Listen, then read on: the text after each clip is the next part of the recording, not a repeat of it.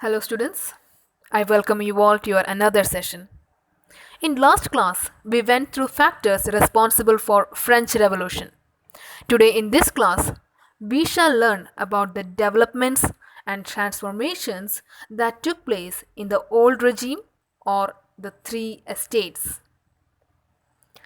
By the middle of 18th century, there was an emergence of new social groups.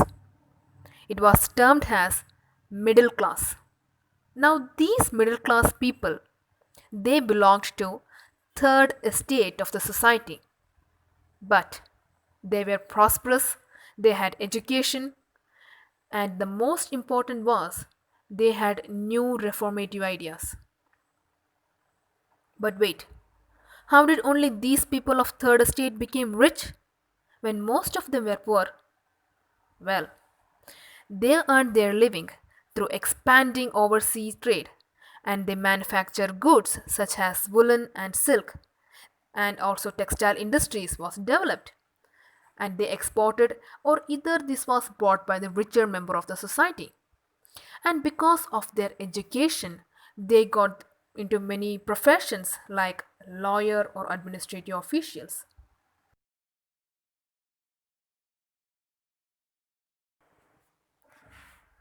Let's see how this new class helped in transforming the France.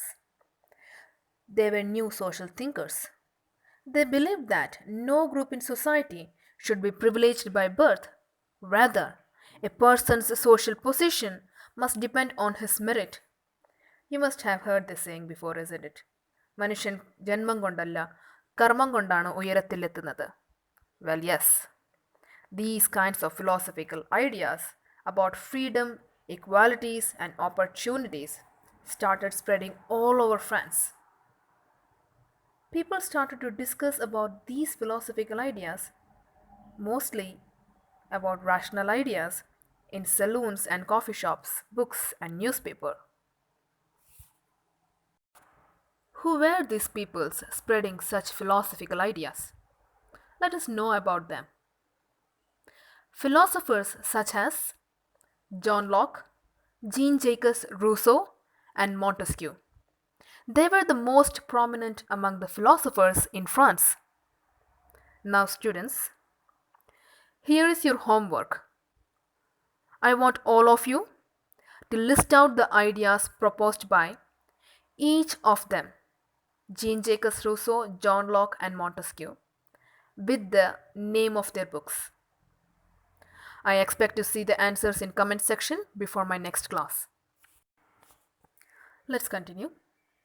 Now in our previous section, we learned how state treasury was emptied and because of which poor King Louis, he had to decide to increase the tax rates. Do you think he alone decided about increasing the tax rates? No, he doesn't have the right to do it. Even though he is the king, he cannot do it all by himself. He has to call for a state general assembly or meeting. Now this assembly consisted of representatives from clergy, nobles, and third estate. And so on 5th May 1789, King Louis called Assembly General to pass a proposal for new tax. And on the day of meeting, 300 representatives from clergy, 300 from nobles, 600 from third estate assembled in the Great Hall in Versailles. Note that only educated and prosperous members of third estate could participate in this meeting. Farmers, women, artisans, they were not even allowed to enter the hall. Now let us see what was the outcome of this meeting. Here, each class had only one vote, that is, the clergy, the nobles, and the third estate. Now each of them had only one vote, single vote. Now the outcome is obvious, isn't it? The clergies and the nobles, they will stand together. Who will be put out? The third estate. So the members of third estate, they rejected this idea. They asked that every members must have single vote, not a representatives having single vote, but every members must have single vote. Now this is the same concept of democratic ideas of recent days. But King Louis XVI, he rejected completely. And angered by his decision, all the members of third estate, they just walked out of the hall. And on 20th June, all these members of third estate, they assembled in indoor tennis court of Versailles. There they declared themselves as National Assembly. And here they swore not to separate till the constitution of France had framed. And also they decided to bring down the powers of the king of France.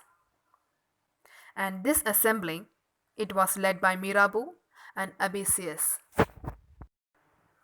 Amidst these situations, the subsistence crisis had arisen in France. Also, the Bastille prison, the fort prison, it was demolished and destroyed in Paris. Now these rumors had even spread in the villages. So the villagers, they broke into the manors, they broke into the castles of nobles, they looted their grains, they burned the official documents and records. And because of all these revolts and violence, finally Louis XVI, he had to agree the conditions put forth by the National Assembly.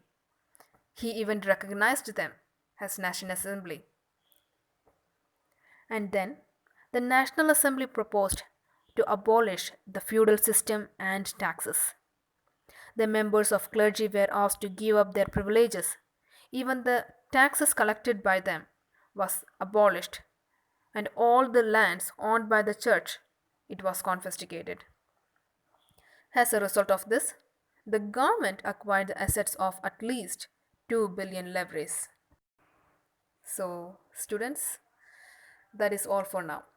For your next class, go through your text up to page number 16, The Reign of Terror, and revise your previous class. Go through the textbook thoroughly, and don't forget about your homework.